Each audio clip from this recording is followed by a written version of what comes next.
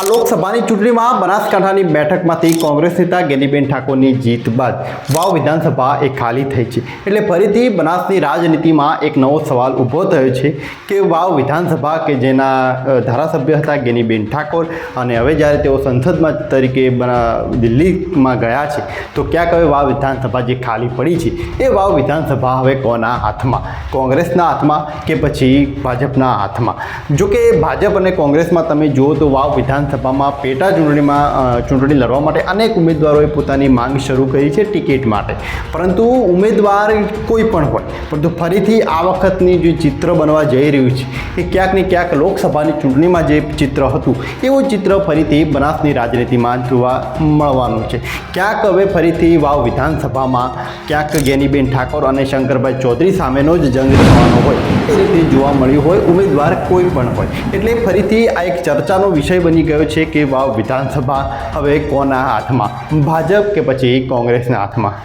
કેમ કે એક બાજુ શંકરભાઈ ચૌધરીને વાવ વિધાનસભામાં ભાજપનો કેસરીઓ લહેરાવો ખૂબ જ જરૂરી છે, કેમ કે એક પ્રકારે એમની મજબૂરી કહી શકાય અને એક પ્રકારે એમની ઇમેજ પણ રહેલી છે। જ્યારે કોંગ્રેસ માટે તમે જુઓ તો ગેનીબેન ઠાકોર માટે ગઢ બરાબર કહી શકાય વાવ વિધાનસભા, કેમ કે પહેલાં પણ એમનું વર્ચસ્વ હતું વાવ વિધાનસભામાં, એટલે ફરીથી કોંગ્રેસનું જ ત્યાં વર્ચસ્વ બની રહે, કોંગ્રેસનો જ ત્યાં પંજો હાથ જમાવીને બેસી રહે, એના માટે ગેનીબેન માટે ક્યાંક વાવ વિધાનસભામાં પણ પકડ બનાવવી ખૂબ જ જરૂરી છે। એટલે ગેનીબેન ઠાકોર અને શંકરભાઈ ચૌધરી આ બંને નેતાઓની મજબૂરી અને ક્યાંક એમની ઇમેજ રહેલી છે કે વાવ વિધાનસભામાં પોતાની પકડ બનાવી શકે। જોકે વાવ વિધાનસભાની આ પેટા ચૂંટણીમાં ભાજપ અને કોંગ્રેસમાં કેટલાય એવા અનેક ચહેરાઓ છે કે જેમની ટિકિટ માટેની માંગો રહેલી છે। કયા કયા ચહેરાઓ છે, કયા એવા સંભવિત ચહેરાઓ કહી શકાય અને કઈ રીતે એમના માટે જાતીય સમીકરણો ઊભા થવાના છે એની ચર્ચા નેક્સ્ટ વિડીયોમાં જરૂર કરશું। પરંતુ આજના વિડીયોમાં આપણે સમજવું છે કે વાવ વિધાનસભા અને શંકરભાઈ ચૌધરીનું કનેક્શન બહુ ઘણા વર્ષોથી જોડાયેલું છે, એ કનેક્શનને આખો રાજકીય રીતે જોવાનો પ્રયત્ન કરશું આજના વિડીયોમાં। मैं गैनीबेन नगाजी ठाकुर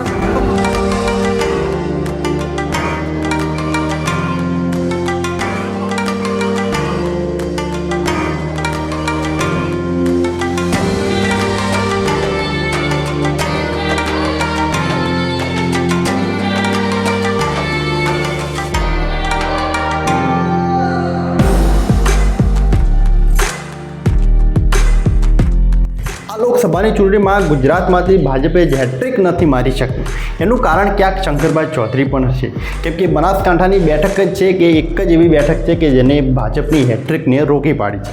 અને બનાસકાંઠાની બેઠકમાં જ્યારે ભાજપે પોતાના ઉમેદવાર જાહેર કર્યો તેમાં બીજા અનેક ઉમેદવારોનું લિસ્ટ હતું, પરંતુ એમને ઉમેદવાર જાહેર કર્યા માત્ર શંકરભાઈ ચૌધરીના ભરોસા ઉપર। શંકરભાઈ ચૌધરીએ જેમનું નામ આપ્યું એને જ પાર્ટી હાઈકમાન્ડે અમને મોકલી દીધા ચૂંટણી માટે। એટલે ક્યાંક ભાજપ એક મજબૂત ઉમેદવાર આપી શકે એમ હતું, પરંતુ શંકરભાઈ ચૌધરીના કારણે રેખાબેન ચૌધરી જેવો ક્યાંક મજબૂત ચહેરો ન મળી શક્યો બનાસકાંઠામાં અને એના કારણે ભાજપની હાર થઈ છે। અને ક્યાંક શંકરભાઈ ચૌધરીના ભરોસા ઉપર એમણે ઉમેદવાર તો જાહેર કરી દીધો, પરંતુ શંકરભાઈ ચૌધરી પણ રેખાબેનને ન જીતાડી શક્યા। અને આગળના વર્ષોનો તમે ઇતિહાસ જુઓ તો કેટલી વખત ગેનીબેન ઠાકોરે એ હંમેશા શંકરભાઈ ચૌધરીને માર આપતા હોય એ રીતે જોવા મળ્યું છે। બનાસની રાજનીતિમાં હંમેશા ગેનીબેન ક્યાંક શંકરભાઈ ચૌધરીને ટક્કર જ આપતા હોય છે।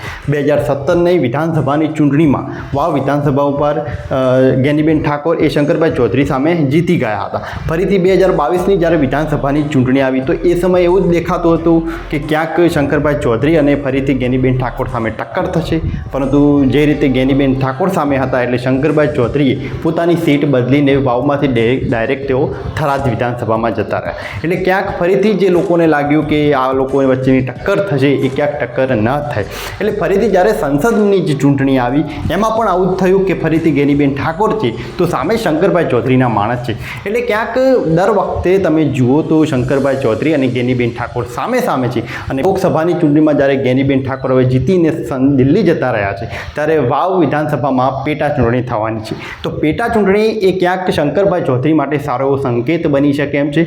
પોતાની ઇમેજ સુધારવાનો ક્યાંક એમને મોકો મળવાનો છે અને ક્યાંક ભાજપ પર ભરોસો પણ એમને મજબૂત બનાવી શકે એમ છે.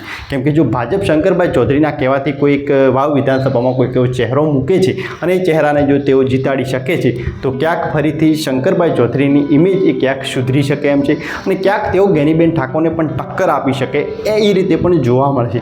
જ્યારે જો ગેનીબેન વાવ વિધાનસભામાં પોતાની પકડ મજબૂત રાખશે તો ફરીથી બનાસની જનતાને એવું લાગશે કે જો ગેનીબેને હંમેશા શંકરભાઈ ચૌધરીને જ માર આપી છે.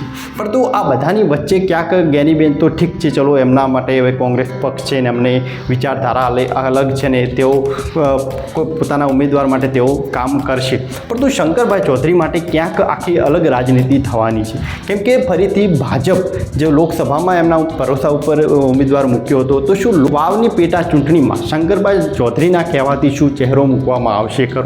કેમ કે ક્યાંક વાવ વિધાનસભા એ શંકરભાઈ ચૌધરી માટે ઇમેજ સુધારવાનો ક્યાંક સંકેત કહી શકાય. પરંતુ જો શંકરભાઈ ચૌધરીની વિરુદ્ધની પેનલનો કોઈ ઉમેદવાર આવશે તો શું ભાજપમાં તેઓ જીતાડી શકશે ખરા? વાવના જાતીય સમીકરણ ઉપર નજર કરીએ તો વાવ વિસ્તારમાં ઠાકોર સમાજ અને ચૌધરી સમાજ આ મુખ્ય બે સમાજો છે કે જેમની વોટ બેંક વધારે છે. એટલે ભાજપ અને કોંગ્રેસની પૂરેપૂરી એવી સંભાવના કહી શકાય કે જે ચહેરાઓ મૂકવામાં આવશે એ આ બંને જ જ્ઞાતિમાંથી મૂકવામાં આવે તેની વધારે સંભાવનાઓ કહી શકાય. કેમ કે જો કોઈ એક પાર્ટી કોઈ અલગ જ્ઞાતિના ઉમેદવારને મૂકશે તો ક્યાંક એની સામેની પાર્ટી એ ક્યાંક આ બંને સમાજોમાંથી કોઈ એક ચહેરાને મૂકશે તો સ્વાભાવિકપણે કે જેની વોટ બેંક વધારે છે એની જીતની પણ સંભાવનાઓ વધારે છે. એટલે આ રીતનું એક જાતીય સમીકરણ રહેલું છે.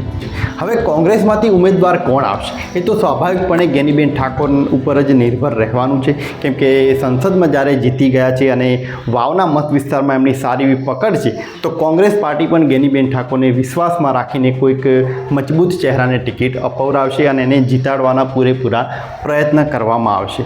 જોકે ગેનીબેન માટે આ સહેલું પણ રહેલું છે. કેમ કે વાવના મત વિસ્તારમાં જે છે એ ક્યાંક ગેનીબેનની સારી એવી પકડ રહેલી છે અને ક્યાંક આ વખતની સંસદની ચૂંટણીમાં જ્યારે ગેનીબેન જીતી ગયા છે તો ક્યાંક હવે લોકોને પણ એવી આશાઓ ઊભી થઈ છે કે ક્યાંક હવે સહકારી ક્ષેત્રે પણ મોટા ફેરફાર થઈ શકે એમ છે. અને જો સહકારી ક્ષેત્રે જો બનાસની રાજનીતિમાં થોડા ફેરફાર કરવા હશે તો ક્યાંક ગેનીબેનને મજબૂત કરવા ખૂબ જ જરૂર છે. એટલે ક્યાંક આ લોકોની જે આશા છે એ પણ કોંગ્રેસ માટે ગેનીબેન ઠાકોર માટે ફાયદો કરાવી શકે એમ છે.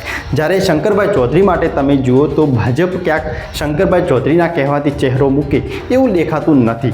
કેમ કે જો દર વખતે શંકરભાઈ ચૌધરીના કહેવાથી ઉમેદવારની પસંદગી કરવામાં આવશે તો ક્યાંક ચૌધરી સમાજના અને ભાજપમાં જે આંતરિક ડખાઓ છે એ ક્યાંક ભાજપને મોટું નુકસાન કરાવી શકે એમ છે. કેમ કે ક્યાંક શંકરભાઈ ચૌધરીના કારણે એક સાઈડ પરબતભાઈ પટેલનું ગ્રુપ છે એ પણ ક્યાંક અલગ પડતું હોય એ રીતે જોવા મળ્યું છે. એટલે ક્યાંક શંકરભાઈ ચૌધરીની વિરોધની પેનલ એ શંકરભાઈ ચૌધરીના કહેવાથી જે ઉમેદવારની પસંદગી કરશે ભાજપ એને જો સપોર્ટ નહીં કરે તો સ્વાભાવિકપણે ભાજપને વાવ વિધાનસભા ખોવાનો પણ વારો આવી શકે એમ છે. એટલે આના કારણે ક્યાંક વાવની જે પેટા ચૂંટણી છે એમાં ક્યાંક શંકરભાઈ ચૌધરી કરતાં આ વખતે ભાજપ શંકરભાઈ ચૌધરી અને બીજા અનેક નેતાઓને સાથે રાખીને કોઈ એક જ ચહેરો મૂકવામાં આવે તેવું સ્પષ્ટપણે જોવા મળવાનું છે.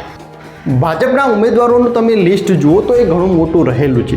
અનેક એવા ચહેરાઓ છે કે જે ભાજપમાંથી માંગ કરી રહ્યા છે ટિકિટ માટે. પરંતુ જે રીતે વાવના મત વિસ્તારમાં બે સમાજોનું વર્ચસ્વ વધારે છે, ઠાકોર સમાજ અને ચૌધરી સમાજ, તો ક્યાંક ભાજપ એ આ બંને સમાજોમાંથીના ચહેરા ઉપર મહોર લગાવી શકે તેની સંભાવનાઓ વધારે કહી શકાય. જો આપણે ઠાકોર સમાજ ઉપર નજર કરીએ તો ભાજપ માટે બે ફેક્ટર કામ કરી શકે એમ છે. એક છે કે ભાજપ કદાચ ફરીથી ઠાકોર સમાજના ચહેરાને ટિકિટ આપી શકે એમ છે.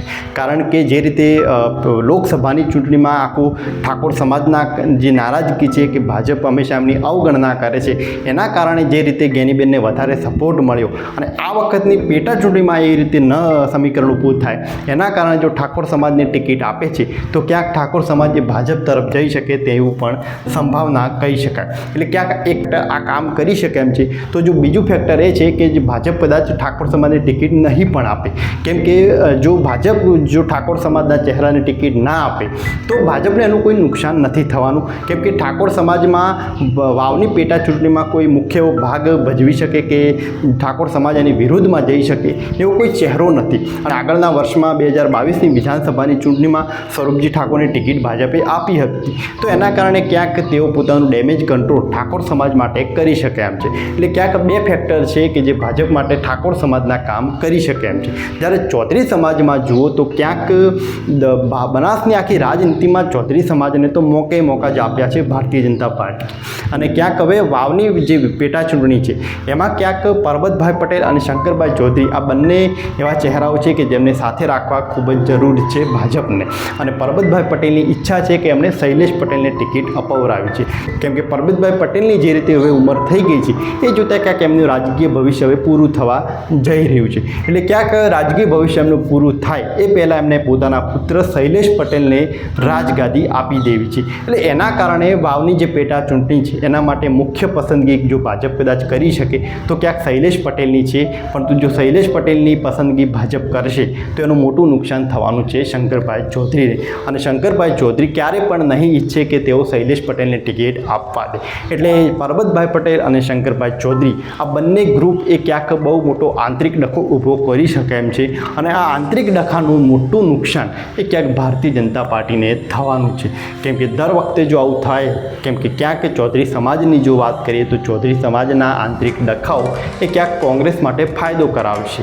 કેમ કે જો કે આ લોકસભાની ચૂંટણીમાં પણ તમે જુઓ તો ચૌધરી સમાજના ઘણા બધા વોટ એ ક્યાંક ગેનીબેન ઠાકોરને મળ્યા છે. એનું કારણ હતું કે આ લોકસભાની ચૂંટણીમાં ક્યાંક પરબતભાઈ પટેલનું ગ્રુપ પણ ભાજપની વિરુદ્ધમાં હતું. એના કારણે ક્યાંક ચૌધરી સમાજના વોટ એ ગેનીબેન તરફ ગયા છે અને કોંગ્રેસમાં ગયા છે. એટલે આ વખતે પણ વાવની જે પેટા ચૂંટણી છે એમાં પણ આ રીતના સમીકરણો ઊભા થઈ શકે તેવું પણ જોવા મળી શકે છે. તો આ રીતે વાવ વિધાનસભા અને શંકરભાઈ ચૌધરીનું આ રીતનું કનેક્શન રહેલું છે. શંકરભાઈ ચૌધરી માટે આ એક સારો એવો મોકો છે કે ક્યાંક તેઓ પોતાની રીતે તેઓ પસંદગી કરાવે, વાવની પેટા ચૂંટણીમાં ચહેરો પોતાની રીતે તેઓ મૂકે અને તેને જીતાડી શકે એમ છે. જો કે ભાજપ માટે વાવ વિધાનસભા જીતવી વધારે મુશ્કેલ પણ ન કહી શકાય. જો તેઓ સમજદારીથી અને બધી જ રીતે તેઓ આંતરિક ડખા, ભાજપના આંતરિક ડખા બધું જ ડેમેજ કંટ્રોલ કરીને જો સારો એવો ચહેરો મૂકે તો તેને જીતાડવો સહેલો બની શકે એમ છે. કેમ કે લોકસભાની ચૂંટણીમાં પણ તમે જુઓ તો ભાજપને વાવના મત વિસ્તારમાંથી સારા એવા વોટ મળ્યા છે. વાવનો મત વિસ્તાર કે જેના ધારાસભ્ય ગેનીબેન ઠાકોર હોવા છતાં, પોતે ઉમેદવાર હોવા છતાં તેમને ત્યાંથી એવી સારી એવી લીડ મળી નથી, એ ભાજપની લીડ ગઈ છે. એટલે ક્યાંક ભાજપ માટે જીતવું સહેલું બની શકે એમ છે જો તેઓ સમજદારીથી પોતાનો ચહેરો મૂકે તો. કેમ કે બીજી બાજુ ક્યાંક ગેનીબેન ઠાકોર માટે પણ એક ઇમેજનો સવાલ છે. એટલે ક્યાંક પોતાનું ઇમેજને પોતાનું વર્ચસ્વને જાળવી રાખવા તેઓ જીતવાના અનેક પ્રયત્નો કરવાના છે. અને ગેનીબેન ઠાકોરને તો હવે હલકામાં લઈ શકાય એમ નથી, કેમ કે તેઓ એક મજબૂત ચહેરો અને એક રાજનીતિના એક પાક્કા ખેલાડી બની ગયા હોય એ રીતે જોવા મળી રહ્યું છે. એટલે વાવ વિધાનસભાની આ પેટા ચૂંટણીમાં ક્યાંક હવે ગેનીબેન ઠાકોર અને શંકરભાઈ ચૌધરી સામે છે એ રીતે જોવા મળી રહ્યું છે. જો કે ભાજપ અને કોંગ્રેસમાં કયા એવા ચહેરાઓ આવશે, કયા એવા સંભવિત ચહેરાઓ હશે, કઈ રીતનું એમનો પાછળનું આખું જાતીય સમીકરણો ઊભા થવાના છે એની ચર્ચા આગળના વિડીયોમાં કરશું. તમને શું લાગે છે વાવ વિધાનસભામાં કયા એવા ચહેરો હોવો જોઈએ ભાજપ અને કોંગ્રેસમાંથી એ નીચે કોમેન્ટમાં જરૂર લખજો. અને રાજનીતિના આવા જ વિડીયોને જોતા રહેવા માટે ચેનલને સબસ્ક્રાઈબ કરીને જોતા રહો સચેત વિજય.